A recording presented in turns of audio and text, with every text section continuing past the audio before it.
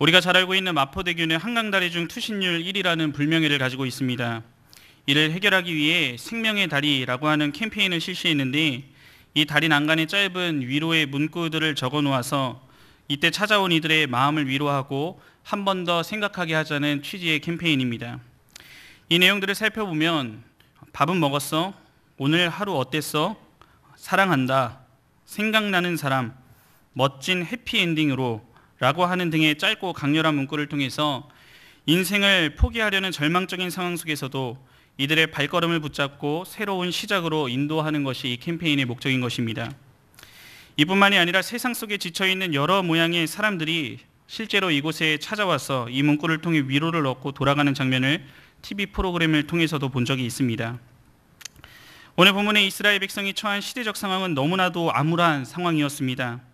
이 당시 세계 최강대국이었던 바벨론의 힘에 짓눌려서 정말 기약 없는 포로 생활을 하면서 소망 없는 하루하루를 살아가고 있던 것이 현실이었습니다. 이 바벨론의 적은 강하고 숫자는 많았습니다. 이 바벨론이 망하기를 기대할 수가 없는 것이 현실이었습니다. 이에 비해 이스라엘 백성 스스로를 보면 숫자도 적고 상대적으로 너무나도 초라한 것이 이들이 마주하고 있는 상황이었습니다. 이 때문에 위축되어 있었고 누구라도 절망 속에 살아간다고 해도 전혀 이상하지가 않은 상황이었습니다. 하지만 하나님께서 택하신 이스라엘 백성을 향하여서 생명의 다리에 붙여진 문구들과는 비교할 수 없는 아주 특별한 말씀으로 이들을 위로하시면서 이들이 절망하지 않고 계속하여 힘있게 이 시간을 통과할 수 있도록 오늘 본문의 말씀을 통해 위로하고 계십니다. 오늘 주신 본문을 통해 신자의 삶 속에도 찾아오는 앞이 보이지 않고 소망이 없는 암울한 상황을 우리도 마주했을 때에 우리 신자가 포기하지 않고 끝까지 힘을 내어 나아갈 수 있는 방법이 무엇인지를 함께 생각해 보고자 합니다. 먼저 신자는 소망이 없어 보이는 상황 속에서도 이전에도 우리의 삶 속에 역사하신 하나님을 바라보며 위로를 얻고 힘을 낼 수가 있습니다. 오늘 본문 1절에서 3절의 말씀을 함께 합독하겠습니다. 시작. 을을 따르며 여호와를 찾아 구하는 너희는 내게 들을지어다. 너희를 떠낸 반석과 너희를 파낸 우묵한 구덩이를 생각하여 보라. 너희의 조상 아브라함과 너희를 낳은 사라를 생각하여 보라. 아브라함이 혼자 있을 때에 내가 그를 부르고 그에게 복을 주어昌盛하게 하였느니라. 나 여호와가 시온의 모든 황폐한 곳들을 위로하여 그 사막을 에덴 같게 그 광야를 여호와의 동생 같게 하였나니 그 가운데 기뻐함과 즐거워함과 감사함과 창화하는 소리가 있으리라. 아멘. 오늘 본문 1절에서는 하나님께서 이스라엘 백성을 향해서 을을 따르며 여호와를 찾아 구하는 너희라고 소개하고 있습니다. 을을 따르고 여호와를 찾아 구한다는 것은 하나님의 판단 기준에서 의롭다 여기는 그 을을 추구하며 살아가는 것이고, 이것에 굶주리고 목말라 하는 행동의 의미까지 이 단어는 내포하고 있습니다. 즉 하나님께서는 이 당시 포로 생활 속의 암담한 현실 속에서도 하나님의 뜻, 그 을을 따르는, 또한 그렇게 살아가야 하는 이스라엘 백성을 향하여서 오늘 말씀하고 있으신 것입니다. 이런 이스라엘 백성을 향해 하나님께서는 너희는 내게 들을지어다, 즉 내 말을 들어라고 말씀하십니다. 이 말씀의 내용이 1절 하반절과 3절까지의 내용입니다. 먼저 너희를 떠낸 반석과 너희를 파낸 우묵한 구덩이라고 말씀하시는데, 여기서 반석이라고 하는 것은 우리가 잘 알고 있는 칼빈과 여러 주석학자들은 이스라엘 백성이 존재하게 된 기원을 은유적으로 표현한 것으로 해석을 하고 있습니다. 일반적으로 반석이라고 하는 이 개념은 이스라엘에게 있어서 항상 든든한 피난처가 되어주시는 여호와 하나님을 상징하는 개념으로 통했고, 이는 이들을 존재하게 한 근본 기원이신 하나님을 지칭하는 표현으로 사용되고 있는 것입니다. 이어서 말하는 우묵한 구덩이는 이스라엘 백성이 민족으로 형성된 시초라고 할 수 있는 애굽을 은유적으로 표현한 것으로 볼 수가 있습니다. 이 우묵한 구덩이에서 파낸 것을 생각하라는 것은 이스라엘의 출애굽 사건을 나타내고 있는 것입니다.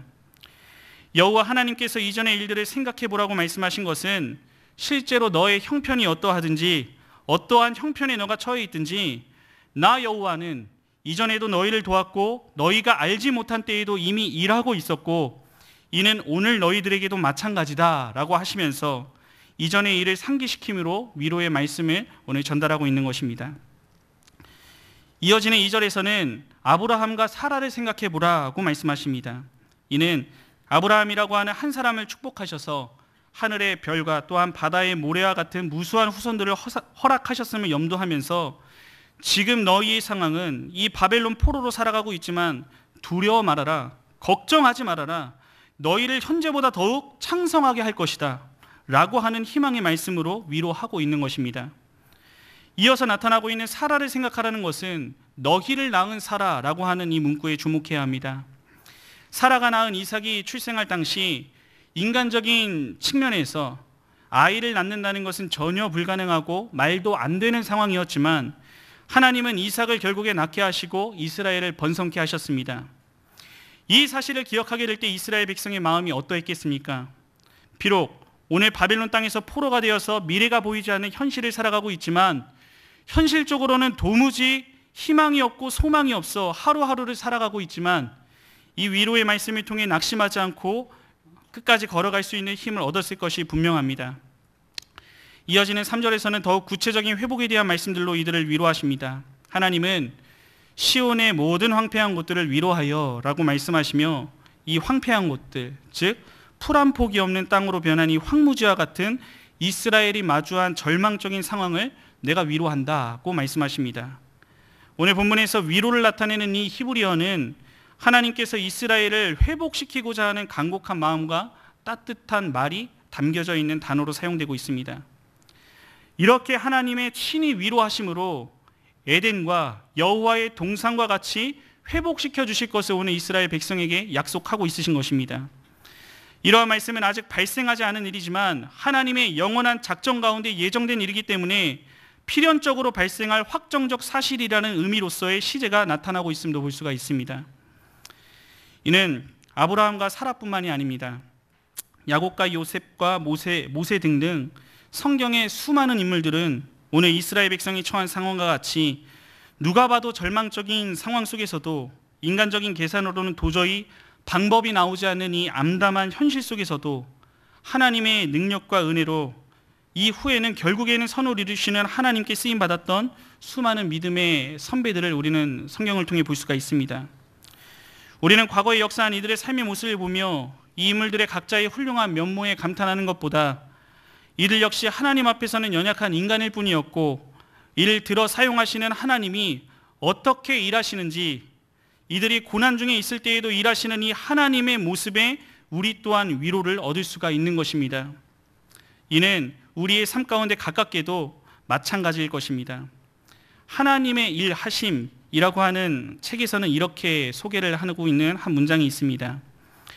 하나님은 우리를 사랑하셔서 우리를 위해 일하시기를 기뻐하신다.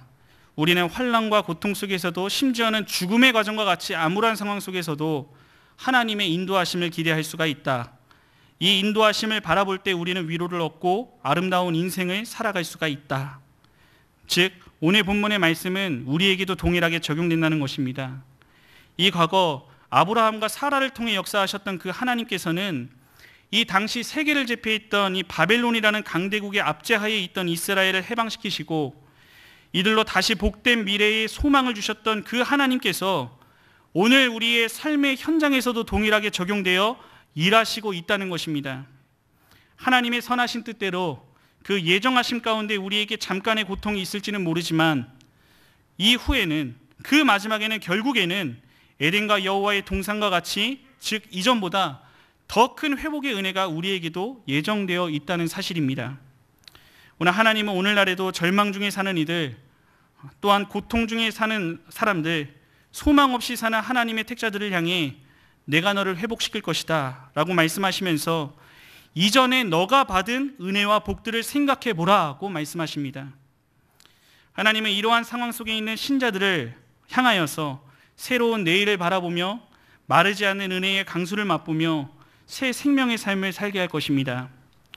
우리는 지금 이 순간에도 일하고 계신 하나님께 위로를 얻을 수가 있어야 하는 것입니다.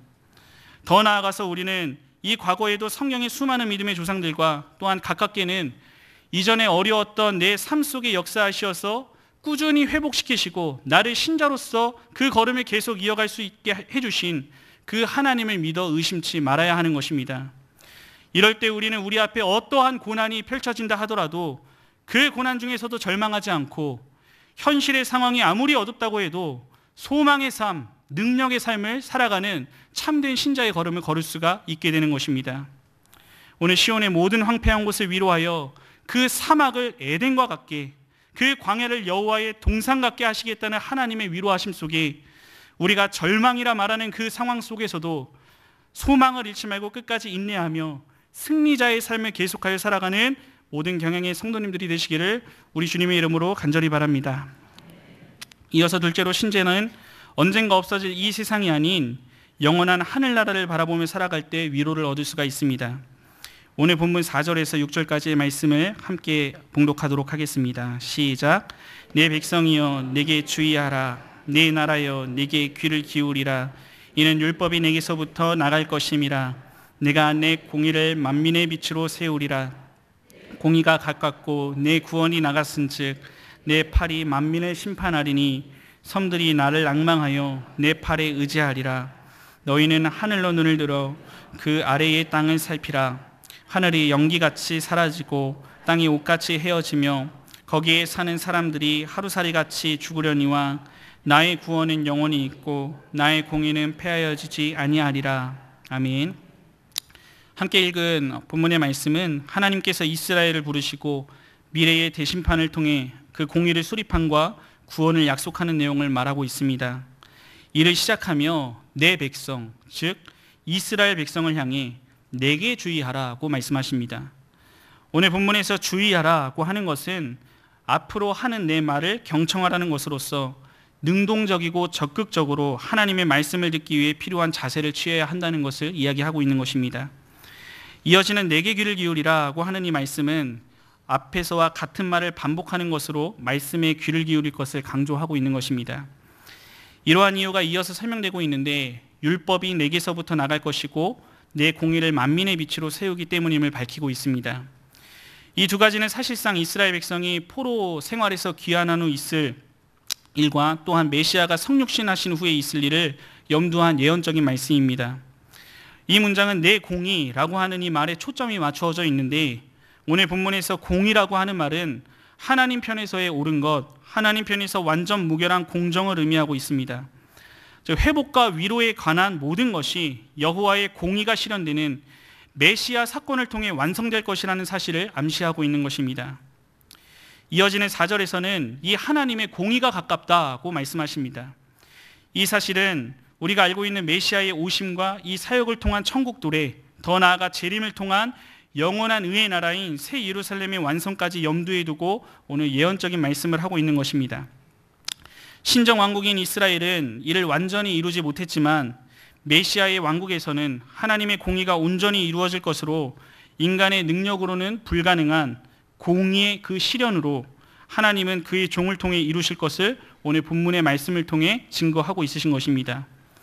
이 공의를 통해 이루어지게 되는 구원을 우리는 얻을 수가 있게 되는데 여기서 구원이 나갔다라고 오늘 본문은 표현을 하고 있습니다. 역시 아직 이루어지지 않은 일이지만 하나님의 마음속에 이미 작정된 일로서 미래에 필연적으로 성취된다는 것을 강조하는 예언적 완료 시제가 사용된 것을 볼 수가 있습니다.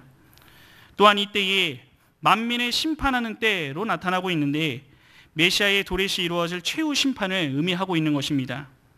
오늘 본문에서 심판의 도구로 묘사된 내 팔이라고 하는 여호와의 팔은 하나님께서 친히 계획을 집행하시는 권능을 상징하는 표현으로 나타나 있습니다.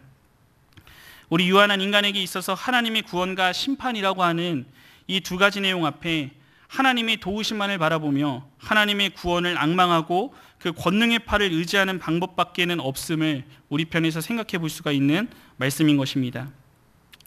이 구원의 능력과 효력은 영원하기 때문에 하나님께서는 이스라엘 백성들에게 너희들의 눈을 땅에 두지 말고 하늘에 두고 살아갈 것을 명령하고 있는 것입니다. 인간의 눈에는 비록 대단해 보이는 이 바벨론 역시 본질적으로는 하나님의 공의가 실현될 그날 모두 사라져 없어져 버릴 것이기 때문입니다.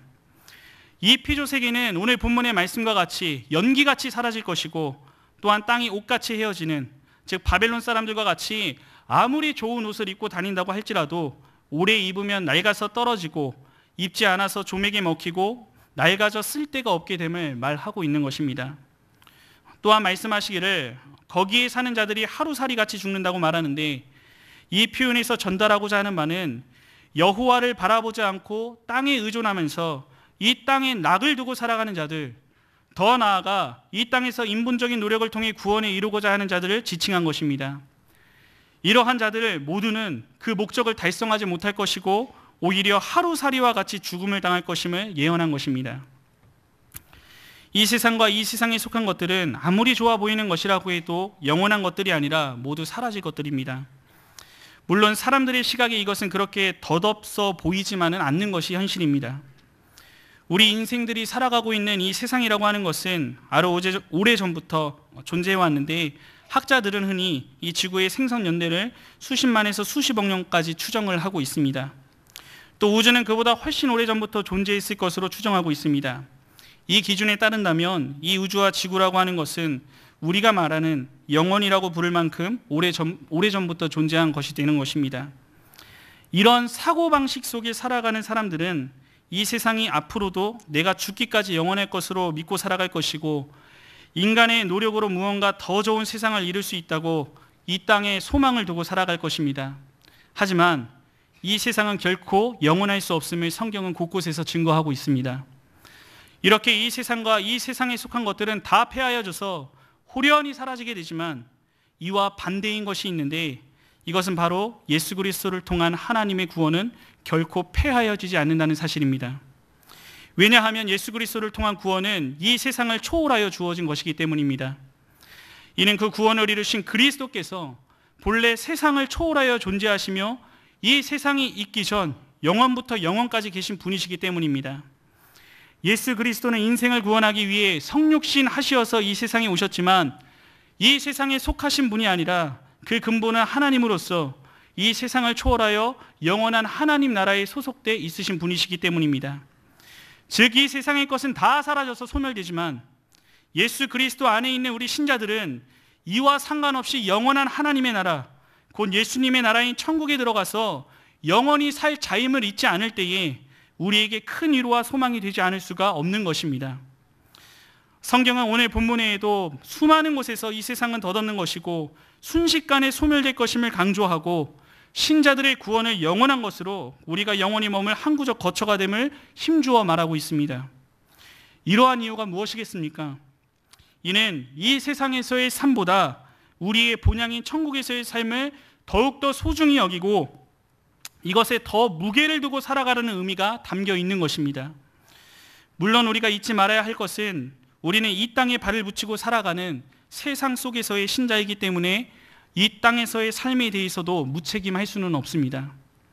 하지만 우리는 다른 누구보다 성실하고 정직하고 진실하게 땀 흘리며 이 세상과 또한 교회 안에서 살아가되, 이 땅의 것을 바라볼 때는 낙심되고 절망하기 쉬우나 힘이 들더라도 우리가 영원히 머물 저 하늘나라를 바라보면서 하나님의 영광을 위해 하루하루 살아갈 때 우리는 세상이 줄 수 없는 참 위로와 평안을 만나게 될 것입니다. 우리는 결코 이 세상의 것에 집착하며 살아갈 수 없는 신자의 삶을 걸어가고 있습니다. 나그네가 떠나온 여행길, 앞으로 걸어야 할 그 여정에 대해서보다 장차 그 여행을 마치고 돌아가서 영구히 거할 집에 마음을 두는 것이 자연스러운 것처럼, 우리 역시도 잠시 있다가 사라질 이 세상보다 장차 우리가 돌아가 머물게 될 우리의 본향인 저 천국, 영구히 거할 하나님 나라, 영원히 계속될 구원의 삶에 더 마음을 쏟고 그곳에 마음을 두고 살아가야만 하는 것입니다. 연기같이 사라질 이 땅의 모든 것에 마음을 쏟고 살아가며 이 땅의 삶을 의미 없이 흘려보내며 그저 죽음만 연장하며 사는 인생이 아니라, 우리 예수님께서 이 땅에 다시 오실 그날에 마지막 심판을 통해 이루실 때 우리가 거할 영원한 거처인 저 천국을 바라보며 어떠한 낙심되는 상황이 우리 앞에 찾아온다 할지라도 끝까지 그 삶을 인내하며 살아가는 우리 경양의 성도님들이 되시기를 간절히 바랍니다. 이어서 셋째로, 신자는 이 세상의 온갖 소리에 두려워하지 말고 하나님의 말씀을 바라볼 때의 위로를 얻을 수가 있습니다. 오늘 본문 7절과 8절의 말씀을 함께 봉독하겠습니다. 시작. 의를 아는 자들아, 마음에 내 율법에 있는 백성들아, 너희는 내게 듣고 그들의 비방을 두려워하지 말라. 그들의 비방에 놀라지 말라. 옷같이 좀이 그들을 먹을 것이며 좀벌레가 그들을 먹을 것이나 나의 공의는 영원히 있겠고 나의 구원은 세세에 미치리라. 아멘. 앞서 하나님께서는 이스라엘 백성에게 미래의 대심판을 통해 공의를 수립할 것과 구원을 약속하셨습니다. 이어지는 본절은 앞서 우리가 살펴보았던 1절과 4절에서도 반복되는 두 개념을 또다시 반복하여 사용하고 있음을 볼 수가 있습니다. 이 반복을 통해 더욱더 강조하고 있는 내용은 1절에서는 의를 따르고 여호와를 찾아 구하는 너희로 표현되었고 4절에서는 내 백성, 내 나라로 표현되었으며 오늘 본절에서는 의를 아는 자들, 마음에 내 율법이 있는 백성들로 표현되고 있습니다. 즉 하나님의 백성과 들음이라고 하는 개념이 계속하여 반복되어 강조되고 있음을 볼 수가 있는 것입니다. 이스라엘 백성이 마주한 소망이 없는 상황 속에서 계속하여 강조되고 있는 것이 하나님의 백성이라면 하나님의 말씀에 귀를 기울여야 한다라고 한다는 사실입니다. 이러한 들음을 통해 7절 하반절의 내용처럼 이 대적들의 비방을 두려워하지 않고 이들의 비방에 놀라지 않게 되는 결과를 얻게 됨을 볼 수가 있습니다.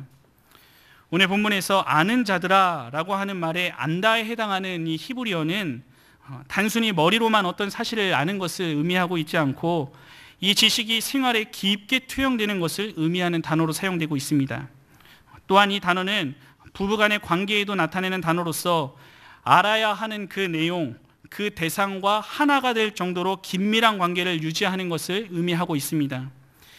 이런 의미에서 봤을 때 하나님의 그 의를 아는 자들이란 하나님께서 원하시는 그 의로운 삶이 뇌리에 각인되고 체질화된 상태, 하나님의 의로운 말씀을 삶 속에 실제 적용해 나가는 사람들을 지칭하고 있는 것입니다. 이것은 더 나아가 너희는 내게 듣고 라고 하는 1절의 내용을 또 반복하시면서 의를 아는 자들은 오직 하나님의 말씀만을 들어야 한다고 명령하고 있음을 볼 수가 있는데 이는 이들의 비방에 두려워하지 말고 놀라지 말라는 것과 밀접하게 연관되어 있습니다. 이는 하나님의 백성도 앞이 보이지 않는 포로의 생활과 같이 고단한 하루하루를 보내는 상황을 마주할 수도 있지만 그 상황을 신자라고 한다면 결코 두려워해서는 안 되고 특히 사람의 회방이 있는 바로 그때에 마음이 위축되어서는 안 된다는 사실을 전달하는 것으로서 이러한 상황이 내 앞에 찾아왔을 때 우리는 더욱 여호와를 바라고 말씀을 내 마음 가운데 새겨 위로와 용기를 얻고 계속하여 나아가야 한다는 하나님의 촉구의 말씀을 볼 수가 있는 것입니다. 우리의 대적들은 온갖 비방과 유언비어를 통해서 하나님의 백성들을 비방하기에 앞장서지만 하나님의 말씀을 의지하고 나아가는 우리는 절대로 두려워하거나 놀라지 않고 하나님이 이루실 일들을 바라보며 위로를 얻고 나아갈 수가 있는 것입니다. 나를 위협하는 세상의 그 무엇은 유한하고 영원하지 않으며 일시적인 뿐이기 때문에 이들의 실상을 알고 있는 우리 신자들은 세상에서 신자로서의 삶을 방해하는 여러 회방을 두려워할 이유가 전혀 없는 것입니다. 이는 8절에 옥같이 좀이 그들을 먹을 것이며 양털같이 좀벌레가 그들을 먹을 것이나 라는 말씀을 통해서도 잘 나타나 있는데 양털이 눅눅하고 습기가 많은 곳에 오래도록 방치될 경우에 벌레에게 먹혀 사가버리는 생생한 비유를 통해서 여호와를 대적하는 자들의 최후 결말을 보여주고 있으며 이와 달리 하나님의 공의는 영원하기 때문에 하나님의 공의로운 통치를 받는 하나님의 백성들의 삶은 영원할 것이다 라고 하는 것을 이야기를 하고 있는 것입니다. 이를 통하여서 이들에게 미치는 하나님의 구원의 역사가 끊임없이 계속될 것임을 함축하여 나타내고 있음을 볼 수가 있습니다. 어느 한 기독교 신문에서 어느 목사님께서는 오늘날의 시대가 은혜를 받기 원하나 말씀을 듣고 묵상하기는 싫어하는 시대라고 말하는 글을 본 적이 있습니다. 현 시대의 복잡하고 빠르게 변화하는 현실 앞에 내 삶 가운데 찾아오는 나름 크고 작은 어려움들을 만나고 앞이 보이지 않는 내 미래, 또한 이를 살아가는 우리들 신자 역시 세상 속에서 불안해하고 초조해하며 그 답을 찾지 못하고 또한 세상 사람들과 동일한 모습으로 살아가고 있다는 그 글의 내용을 볼 수가 있었습니다. 또한 이 말 속에는 힘든 삶 속에 은혜를 받아 그 힘으로 살아가길 원하는 신자라면 은혜의 방편이 말씀을 듣는 것에 힘쓰는 삶을 사는 것이 마땅한데 현 시대는 말씀을 듣기를 소홀히 하고 그 말씀을 찾지 않는 것이 오늘날 신자의 모습이라는 것이 이 내용의 핵심이었던 것 같습니다. 즉 신자라고 한다면 내 상황 속에 낙심되거나 절망되는 어떠한 상황이 찾아올 때 도저히 소망이 없어, 너의 인생은 끝이다 라며 세상의 비방 소리가 내 귀를 스쳐올 때 신자는 이것에 겁을 먹어 잔뜩 웅크리고 있는 것이 아니라 우리는 주변의 소리를 끄고 하나님의 말씀에 집중하면서 그 말씀이 나를 어디로 이끌고 인도하고 있는지 그 음성에 귀를 기울이고 순종과 인내의 삶을 살기에 힘써야만 하는 것입니다. 즉 하나님의 백성은 하나님의 말씀을 듣고 위로를 얻을 줄 알아야 한다는 것입니다. 이것은 다르게 말한다면 하나님의 말씀을 듣기를 피하고 그 말씀이 오늘 내게 주시는 말씀인 줄을 깨닫지 못하고 이 말씀에 아무런 위로를 받지 못하고 살아간다면 우리는 하나님의 진정한 백성이 아니라는 것도 생각할 수가 있습니다. 하나님께서는 완전한 공의와 자비로 그 백성을 통치하시되 불꽃 같은 눈으로 그 말씀에 준행하는 자, 그 말씀에 순종하는 자를 지켜보시며 이렇게 하지 않는 자를 판단하시고 순종의 여부로 각 사람에 대해 하나님의 백성이 어떤 모습으로 살아가는지 판별하고 있으십니다.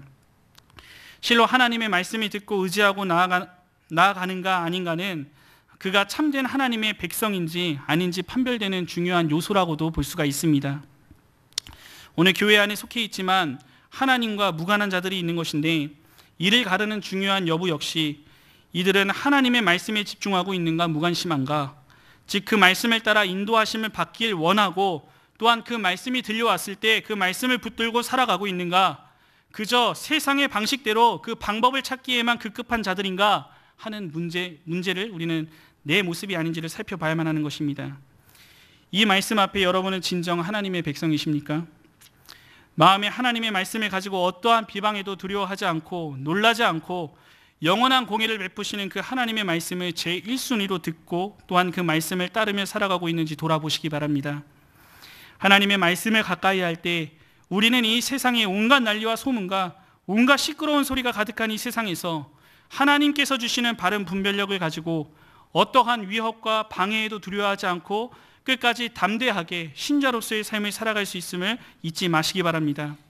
어떠한 상황 속에서도 또한 특별히 앞이 보이지 않아 소망이 없는 상황이 내 앞에 찾아왔을 때에 오직 하나님의 말씀을 더욱더 듣기에 힘쓰시고 더욱 가까이 하심으로 변치 않는 세세히 미치는 공의의 은혜를 굳게 붙잡고 나아가는 모든 경영의 성도님들의 삶이 되기를 간절히 바랍니다. 함께 하시는 성도님들과 헌신을 다짐하시는 16에서 18 여전도의 회원 여러분, 믿음은 인간의 가능성의 영역 안에서 작용하는 것이 아니다. 이것은 인간의 능력이 끝나는 곳에서 시작된다라고 하는 말이 있습니다. 이 말은 인간이 상상할 수 있는 영역 안에서 믿음이라는 것은 작용할 수 없다는 것을 의미합니다. 즉 우리의 상황이 소망이 없는 어떠한 현실에 닥쳤을 때에 어떠하든지 우리의 상상을 초월하는 것을 믿는 것이 믿음의 영역이라는 것입니다. 우리 신자에게 있어서 이러한 일을 약속하시고 또한 이루시는 분이 누구십니까? 바로 전지전능하시고 우리의 생각의 한계를 넘어 역사하시는 하나님이십니다. 하나님께서는 처음과 끝을 이미 계획하고 계셨고 이 일을 이루실 위대한 구속사 성취를 위해 오늘 이 시간도 쉬지 않고 여러분들의 삶 속에 역사하시는 하나님이십니다. 우리는 이 하나님께 소망이 없는 어두운 상황 속에서도 그때마다 지금까지 내 삶을 회복시키시고 우리를 끝내 구원하시어서 천국에 거하게 하시고 이 세상을 살아가며 겪게 되는 온갖 난리와 소문에도 이 하나님의 말씀에 끝까지 의지하고 살아갈 때 위로하시는 그 은혜를 체험할 수가 있는 것입니다. 하나님의 이런 놀라운 은혜는 오늘 이 시간 저와 여러분을 위로하시며 동일하게 역사하신다는 사실을 잊지 마시기 바랍니다. 우리는 이러한 위로의 힘을 얻고 이 세상을 두려워하지 않고 이 세상의 온갖 비방과 세상 풍파에도 흔들리지 않는 담대한 신자로 이 땅을 호령하며 살아갈 수 있는 힘을 얻게 되는 것입니다. 이와 같은 확신을 가지고 어떠한 상황이 살아가며 내 삶 앞에 찾아온다고 할지라도 낙심하거나 포기하지 마시고 우리에게도 약속하신 하나님의 위로의 말씀을 끝까지 붙드시고 신자다운 삶을 힘있게 살아가는 모든 교양의 성도님들과 오늘 헌신을 다짐하시는 모든 여전도의 회원들이 되기를 우리 주님의 이름으로 간절히 바랍니다.